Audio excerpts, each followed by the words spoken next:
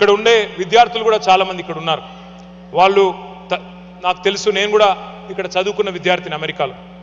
ఇక్కడ ఇవాళ ప్రస్తుతం ఈ దేశంలో ఉన్న పరిస్థితుల దృష్ట్యా కొంత తెలుగు రాష్ట్రాలకు సంబంధించిన విద్యార్థులు, మన భారతీయ విద్యార్థులు ఇబ్బంది పడుతున్నారని చెప్పి నిన్న మొన్న కొంతమంది మిత్రులు చెప్తా ఉన్నారు. వారికి నాదొకటే సూచన.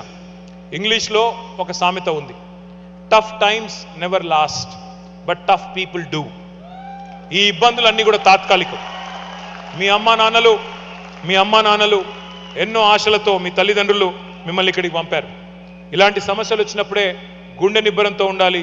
మీకు అండగా బీఆర్ఎస్ ఉంటుంది. అవసరమైతే ఇక్కడే ఒక లీగల్ సెల్ కూడా ఏర్పాటు చేసి మీకు అండగా, ఇక్కడ విద్యార్థులకు అండగా కూడా మేము నిలబడతామని చెప్పి కూడా నేను మీకు విజ్ఞప్తి చేస్తా ఉన్నా.